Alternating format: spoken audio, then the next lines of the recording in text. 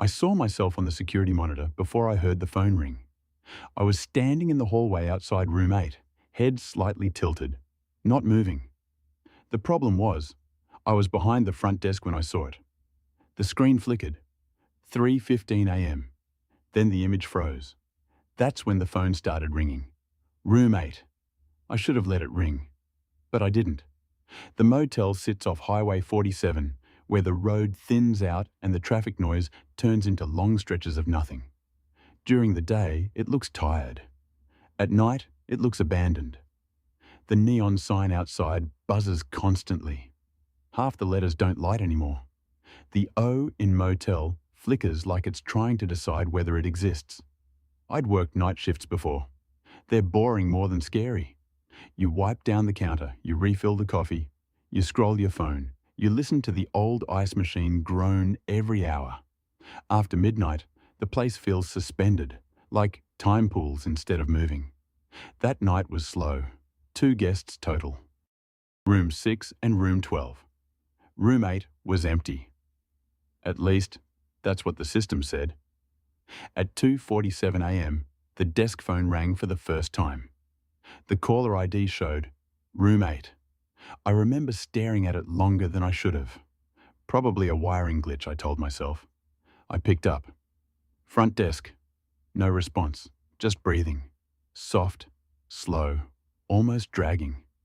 Then a faint sound, like fabric being pulled across carpet. I hung up and told myself it was nothing. I didn't log the call. That's the part I keep thinking about. At night, you're supposed to log everything. Every complaint. Every disturbance. Even wrong number calls. But something about that silence made me not want to record it. If I wrote it down, it would feel real. So I let it go. The neon sign outside buzzed again, that uneven electric hum that seeps into your head if you listen long enough. The lobby lights were dimmed to half. Dust drifted slowly through the glow like suspended ash. I checked the system again. Room 8, vacant. No check-in. No key issued. No deposit taken. I even pulled the physical key from behind the desk. Still hanging there. Untouched. The hallway camera feeds ran along the bottom of the security monitor. 4 small screens. Camera 1, lobby entrance. Camera 2, parking lot. Camera 3, vending area. Camera 4, hallway, rooms 6 through 10. Camera 4 flickered just once. A thin horizontal distortion, then it steadied. The hallway looked the same as always. Long, narrow, patterned carpet swallowing sound. Wall sconces casting yellow light that never quite reached the floor. Room 8's door sat halfway down the corridor. Closed. Still. I told myself the wiring in this place was ancient, probably crossed lines. Probably moisture in the cables. Probably... The phone rang again. Room 8. This time I let it ring 3 times before answering. Front desk. Silence again, but not empty silence. There was breathing. And something else. Closer now. A dragging sound. Soft, repetitive. Like someone pulling their palms slowly across carpet fibers. I swallowed. Sir? Ma'am? If you're having an issue, I need you to speak. The breathing stopped. The line didn't disconnect. It just held, like whoever was on the other end was listening to me instead. Then the call ended. No click, just dead air. At 3:02 a.m., a different phone rang. Room 6. I answered immediately. There's someone outside my door, the man whispered. I straightened in my chair. Outside your door? They keep pacing. I glanced at camera 4, empty hallway. I don't see anyone on the monitor. They stop when I look through the peephole, he said, but I can hear them. Slow steps, back and forth. My eyes stayed on the screen. Nothing. Stay in your room, I said. I'll check it out. The moment I stood up from behind the desk, the lobby felt different. Quieter. Like the building was holding its breath. I grabbed the flashlight, even though the hallway lights were working. The door to the corridor creaked when I pushed it open. That sound echoed farther than it should have. The hallway always felt narrow. That night, it felt stretched. Longer. The carpet pattern seemed distorted under the dim lighting. The air was heavier, warmer than the lobby. I took a few steps forward. Nothing. No movement. No pacing. I stopped outside room 6. "Front desk," I called quietly. The door cracked open just enough for one eye to peer out. "Did you see them?" "No," I said. He looked unconvinced. "They were right here." He gestured to the strip of carpet outside his door. I shined the flashlight down. The carpet fibers were slightly pressed, like something had been dragged slowly across them, not footsteps, more like friction. A long, faint line, leading toward room 8. My throat tightened. "You're sure it wasn't another guest?" He shook his head. "It didn't walk like a person." That sentence stayed with me. It didn't walk like a person. I forced a reassuring tone. "It's probably pipes shifting. Old buildings make strange noises at night." Even as I said it, I didn't believe it. He shut his door. I stood alone in the hallway. The lights buzzed faintly. I turned toward room 8. The door was still closed, but the longer I stared at it, the more I felt like something was standing on the other side, listening, waiting for me to move first.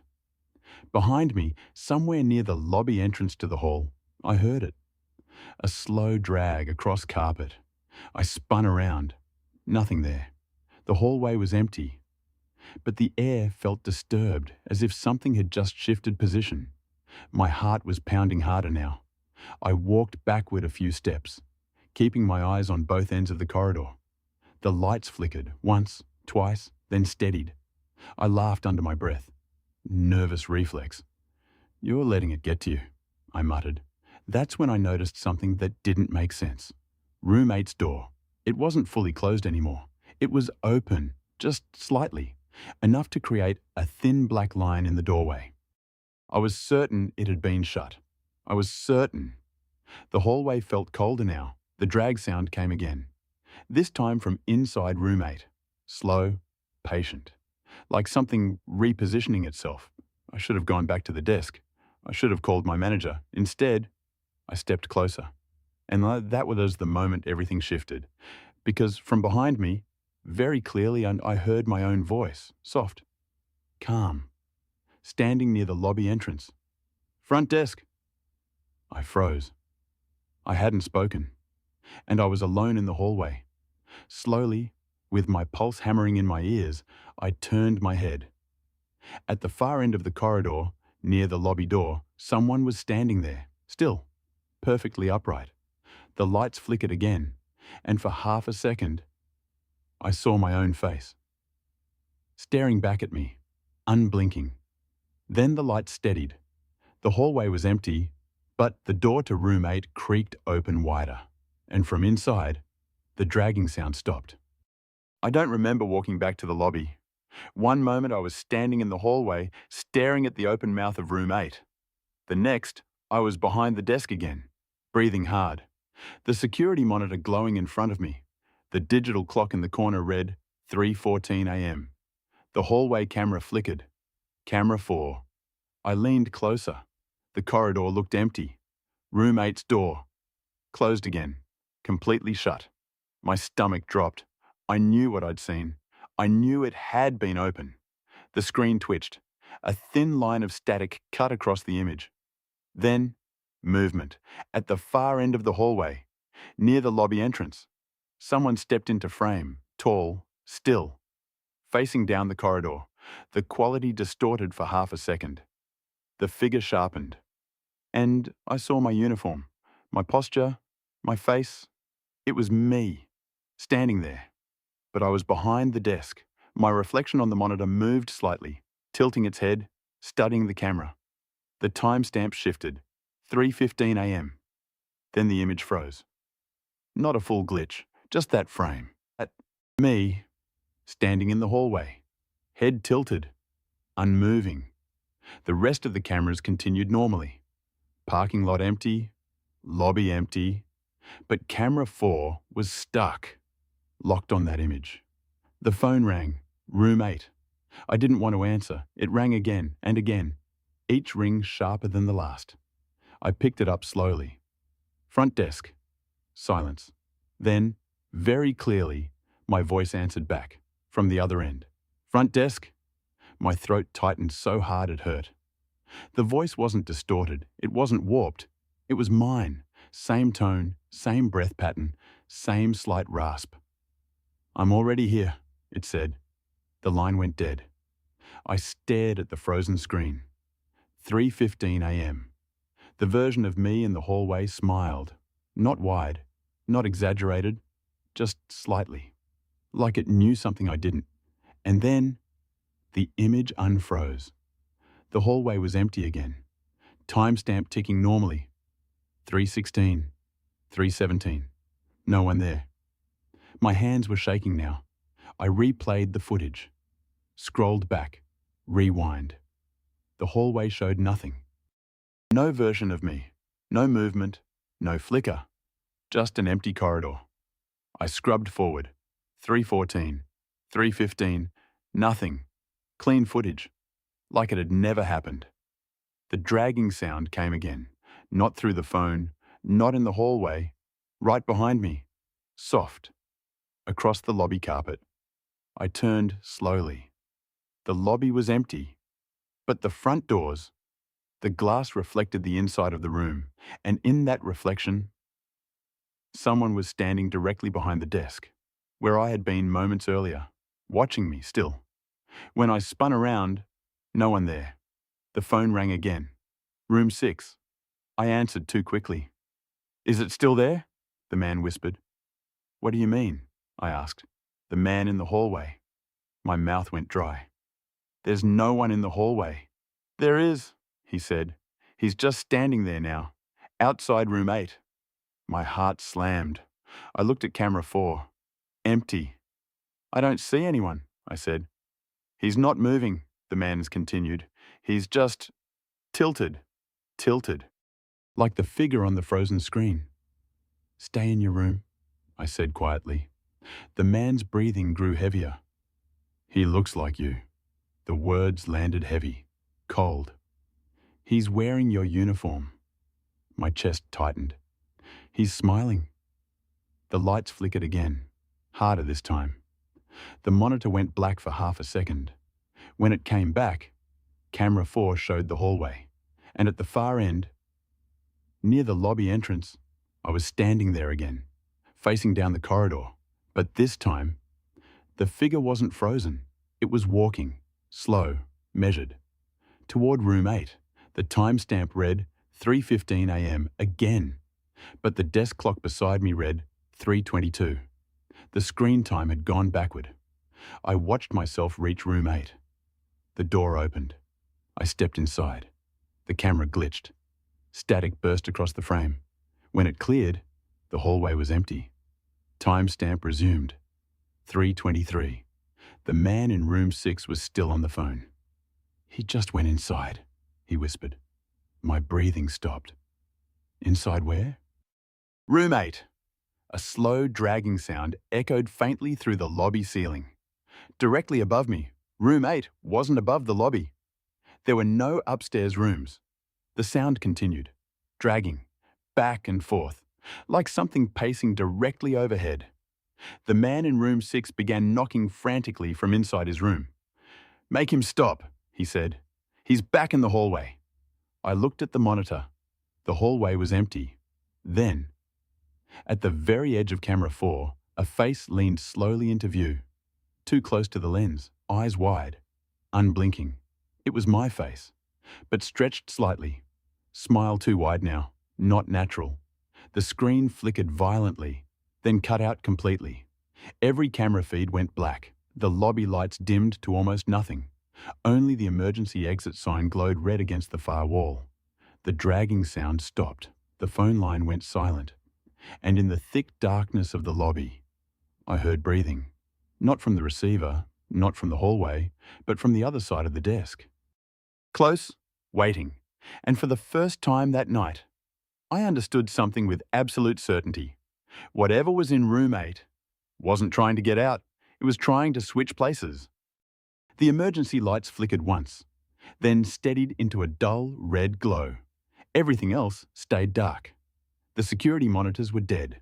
The desk phone had no dial tone. The hum of the neon sign outside was gone. For the first time since I'd worked there, the motel was completely silent. Not quiet, silent. No ice machine, no buzzing lights, no distant highway noise. Just breathing. Close, slow, not mine. It was coming from the other side of the desk. I didn't move, didn't blink. If I looked, it would be there. I don't know how I knew that, but I knew it. The breathing shifted slightly, like weight transferring from one foot to another. Then, a soft drag across carpet, circling the front of the desk. My pulse pounded in my ears so loud it felt physical. I forced myself to speak. "If you're there, you need to leave." My voice trembled. The breathing stopped. A long pause, then, very softly, my own voice answered from the darkness. "You already did." Something cold moved across the back of my neck. I spun around. Nothing behind me. But when I looked back toward the lobby entrance, the glass doors reflected the red emergency light, and in the reflection, someone was standing behind the desk, exactly where I had been seconds ago, watching me, still. The reflection smiled first, then the lights snapped back on, full brightness. The security monitors rebooted with a sharp crackle. The hum of electricity flooded the air again, and the lobby was empty. No one behind the desk, no one in the reflection, just me, alone, breathing too fast. The clock read 3:27 a.m. Too much time had passed. The monitors flickered back to life one by one. Camera 1, lobby, clear. Camera 2, parking lot, empty. Camera 3, vending machines. Still. Camera 4, static. Then the hallway appeared, and it looked wrong. The perspective was stretched, longer than before. Room 8 wasn't halfway down anymore. It was farther, like the corridor had extended. I leaned closer. The image pulsed slightly, as if breathing. Room 6's door was open, wide. My stomach dropped. I hadn't seen the man leave. I hadn't heard footsteps. The hallway camera glitched, and for a single frame, Room 6's doorway looked dark inside, not just unlit, dark in a way that absorbed the hallway light around it. The dragging sound returned, this time through the monitor speakers. Faint, moving from Room 8 toward Room 6, slow, deliberate. The timestamp in the corner of Camera 4 flickered. 3:14, 3:15, 3:14, 3:15, back and forth, like it couldn't decide. The dragging stopped outside Room 6. The open doorway remained still. Then, the hallway lights on camera began shutting off one by one, starting from the far end. Click, dark, click, dark. Each section of corridor disappearing in sequence. Approaching Room 6. Approaching the camera. My hands were frozen on the desk. I couldn't move. Click. The light outside Room 8 went out. Click. The light outside Room 7. Click. Now only the section directly in front of the camera remained lit. Room 6's doorway was a black rectangle. Then, something stepped out of it. Not fully, just a shoulder, then a head. Tilting, watching the camera, watching me. It was wearing my uniform. The name tag was visible. But the face? The face was slightly wrong. The eyes too reflective. The smile too steady. It didn't blink. The lights shut off completely. The hallway went black. Camera feed cut. The desk phone rang. Not from a room, from the internal line. The one used to call the front desk from behind the counter. My throat tightened. The receiver was sitting inches from my hand. It rang again. Slow, measured. I picked it up without meaning to. Front desk. Silence. Then, breathing. Close. Then footsteps. On tile. Behind me. I didn't turn. I couldn't. The voice on the line whispered, "Check the hallway." I hung up. But the footsteps didn't stop. They continued, slow, dragging slightly, crossing the lobby, toward the hallway door. I turned. No one there. But the hallway door, the one leading to rooms 6 through 10, was already open. And it hadn't been before. The corridor beyond looked different.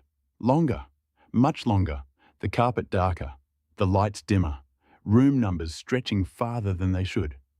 Room 12 shouldn't be down that hall, but I could see it, far at the end. The dragging sound came from somewhere deep inside that impossible length. Room 6 was still open, but there was no sign of the man, no luggage, no light inside. The room looked unused, like no one had checked in at all.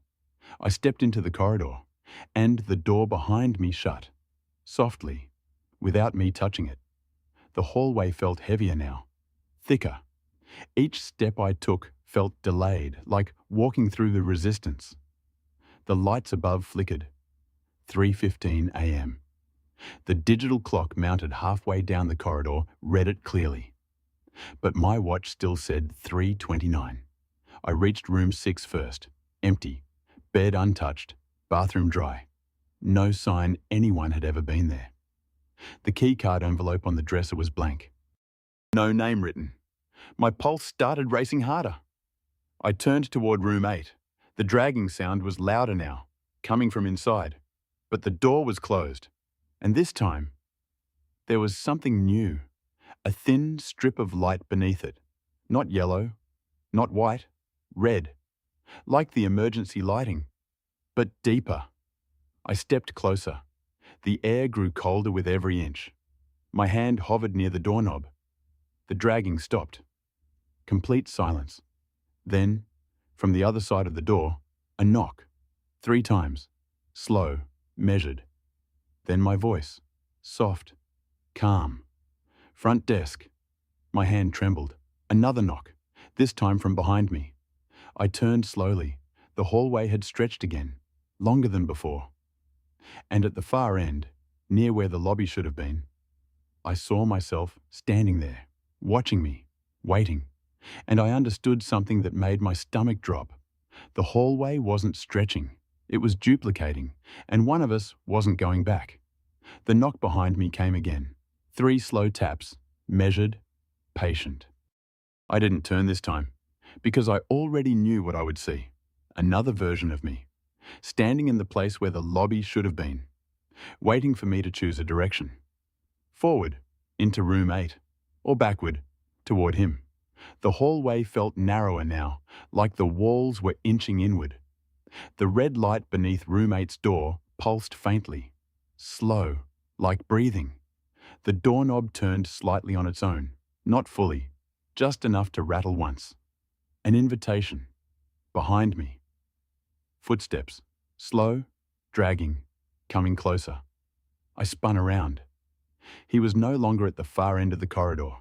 He was halfway down now, closer than before, still smiling, still tilted slightly at the neck. The mimicry was almost perfect. Almost. But something about the posture was wrong. Too relaxed, too confident. As if he understood the layout better than I did. "You don't belong out here," he said. My voice, exact, steady. I took a step back toward room 8's door. "Neither do you." He smiled wider. "But I've already been inside." The hallway lights flickered. For a moment, there were 3 of us reflected in the polished brass of the room numbers. Then 2, then 1. I didn't look directly at him again. I couldn't risk losing track of which one was moving. The red light under room 8 brightened suddenly, and the door creaked open, slowly. The dragging sound came from within, louder now, circular, like something pacing around the center of the room. The air pouring from inside felt colder than the corridor, thicker, as if stepping through would mean stepping underwater.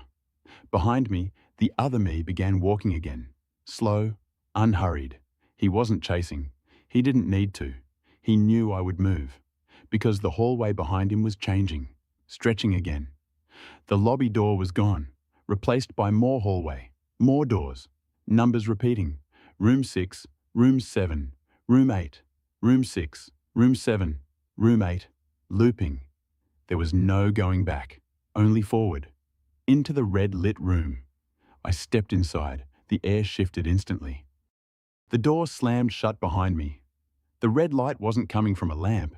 It was seeping from the walls themselves.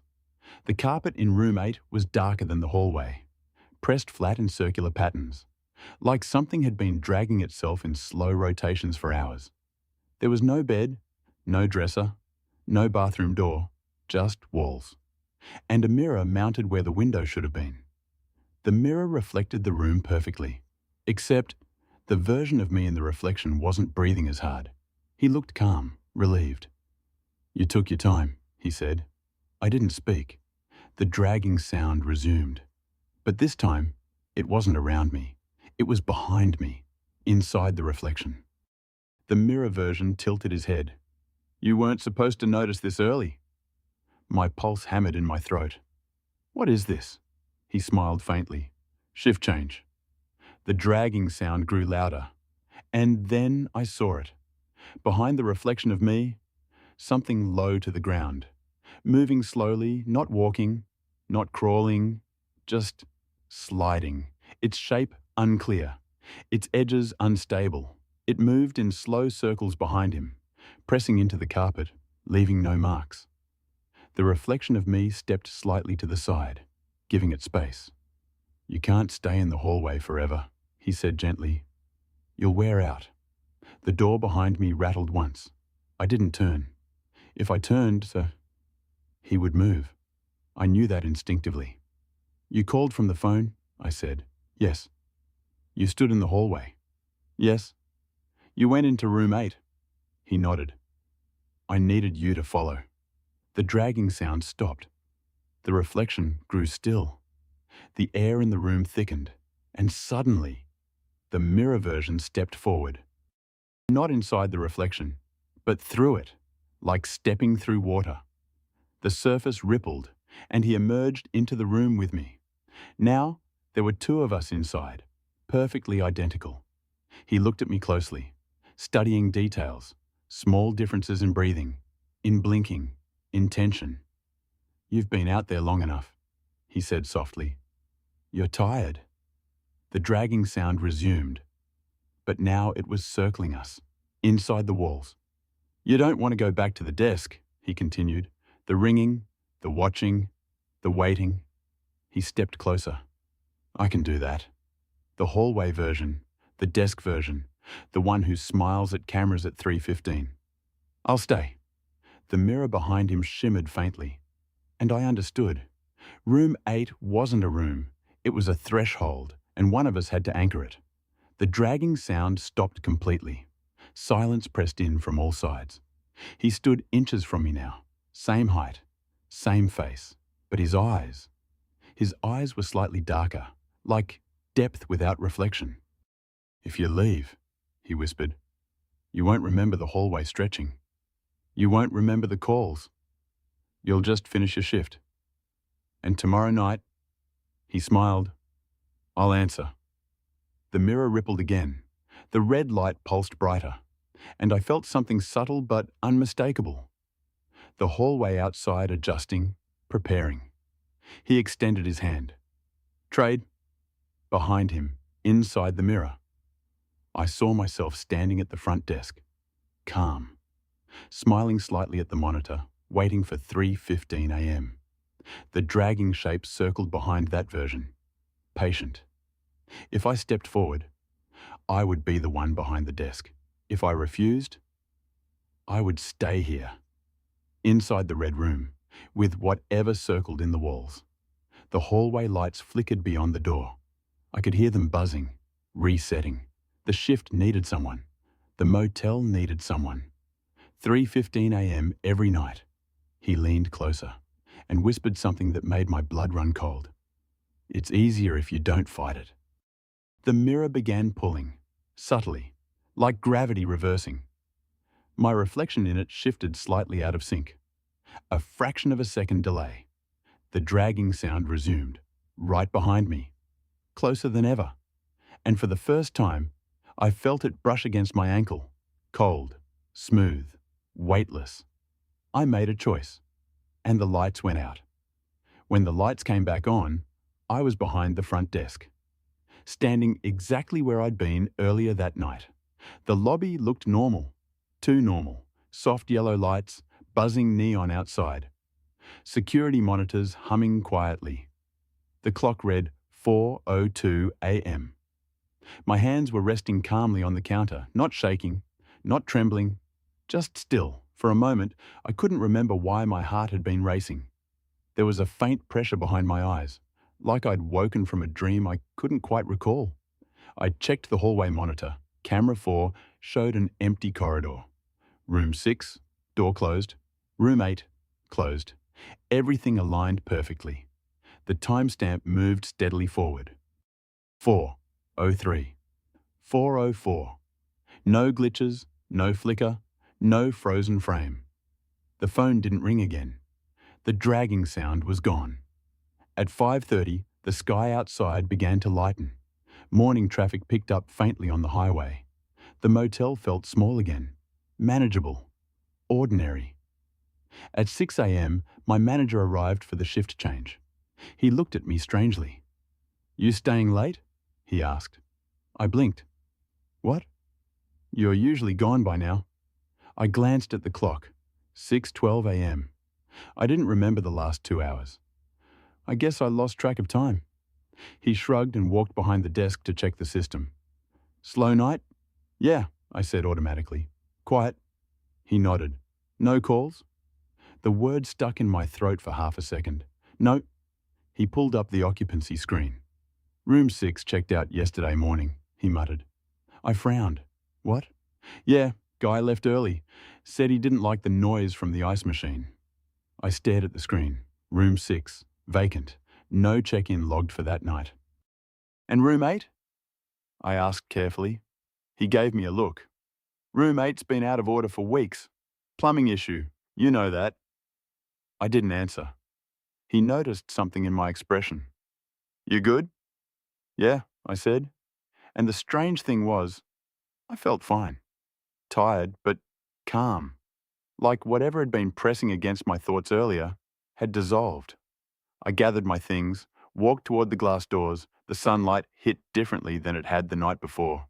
Too bright. Too clean. I stepped outside. The neon sign buzzed faintly behind me. The O in motel flickered once, then steadied. For a split second, in the reflection of the glass, I thought I saw someone still standing behind the desk, watching me leave.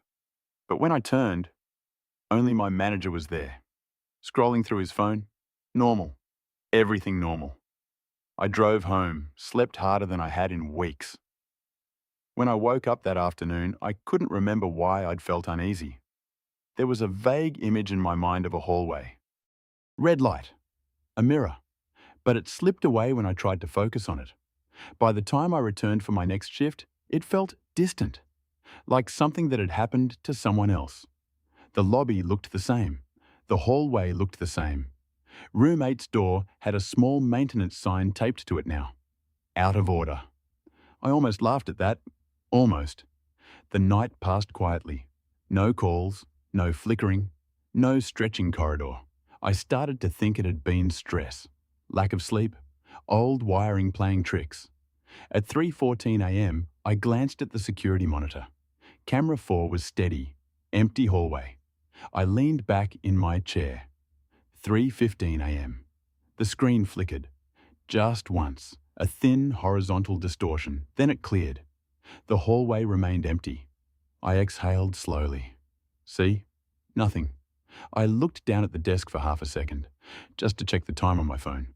When I looked back up, someone was standing at the far end of the hallway, facing the camera, perfectly still, wearing my uniform, head tilted slightly. The timestamp in the corner read 3:15 a.m. And the figure on the screen raised a hand slowly and waved. Not at the camera, at me. I didn't feel fear, not this time, just a strange, detached understanding. Because as I watched, the version of me on the monitor turned, walked calmly down the corridor, stopped outside room 8, and the door opened. From the inside, the figure stepped in. The hallway went empty again. The timestamp resumed normally, 3:16. The phone did not ring. The dragging sound did not return. Nothing dramatic happened. I sat there quietly, hands resting on the desk, breathing steady, and after a moment, I realized something small, something subtle, something that didn't feel wrong at first. The name tag on my uniform. It wasn't mine.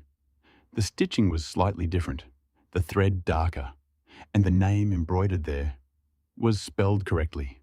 Mine never had been. I stared at it for a long time. Then slowly, I smiled. At 3:15 a.m. every night, camera 4 flickers once, and someone stands in the hallway, watching the desk, waiting for the shift to change, and I always make sure the door to room 8 is unlocked. If you made it this far, you probably would have stayed too. There are more stories like this on the channel. But before you go, if you were standing in that hallway and you saw yourself walking toward room 8, would you follow, or would you let the other version take the shift?